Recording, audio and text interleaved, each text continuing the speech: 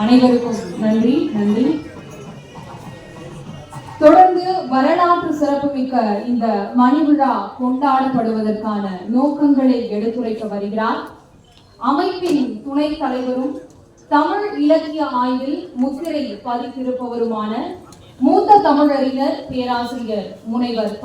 மருதநாயகம் ஐயா அவர்கள். இதோ ஐயா அவர்களின் நோக்கம். தங்களின் கைத்தட்டல்களை வழங்கலாம்.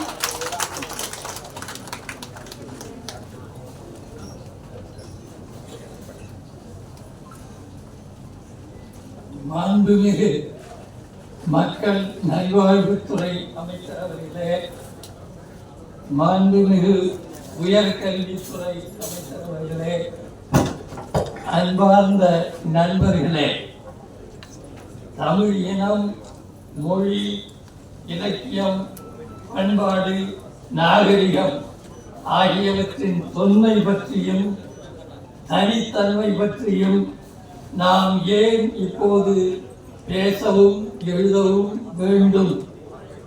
உலகம் ஒரு சிற்றூராக சுருங்கி வருகின்ற நிலையிலே இது தேவையா?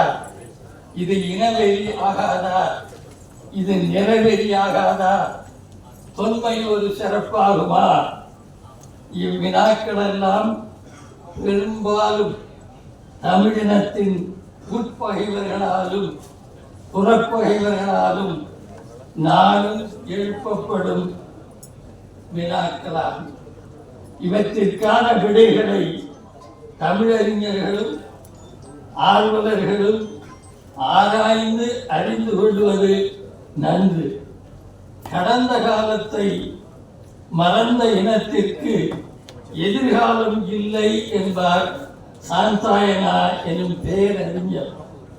20ஆம் நூற்றாண்டு மேலை கவிஞர்களிலே தலை சிறந்தவர் என்று போற்றப்பெறும் T.S. எலியட், வரலாறு அற்ற இனம் காலத்தால் மீட்டெடுக்க இயலாதது ஆகிவிடும். A race without history won't be redeemed by time என்று சொல்லுவார். விவேகானந்தர், ஓர் இனம் தன் பண்பாட்டு வேர்களை தேடுவது இன்றியமையாதது. திருவிழா காலத்திலே தன் குழந்தையை தவறவிட்ட தாய் எத்தகைய உள்ள உளைச்சலோடும் பதற்றத்தோடும் அதை தேடுவாளோ, அத்தகைய உணர்வுகளால் உந்தப்பட்டு தன் பண்பாட்டு வரலாற்றை மீட்டுருவாக்கம் செய்து கொள்ள வேண்டும் என்று அறிவுறுத்துவார். தமிழினம் பற்றி அதன் பகைவர்கள் தவறான, அநாகரிகமான, பொய்யான பரப்புரைகளை உலகமெங்கும் நிகழ்த்தி வருகிறார்கள். தமிழர்கள் தங்களுக்கு இல்லாத பெருமைகளை தம்பட்டம் அடித்துக் கொள்ளுகிறார்கள் என்று கூறுவார். தமிழக வரலாறு திட்டமிட்டு இருட்டடிப்பு செய்யப்பட்டது என்பதை அறியாதவர் ஆவார். தமிழறிஞர்கள் மட்டுமே தங்கள் மொழியின் தொன்மையை விதந்து கூறி வருகிறார்கள் என்பதற்கு மேலை மொழியியலாலும் நேர்மை உணர்வுடைய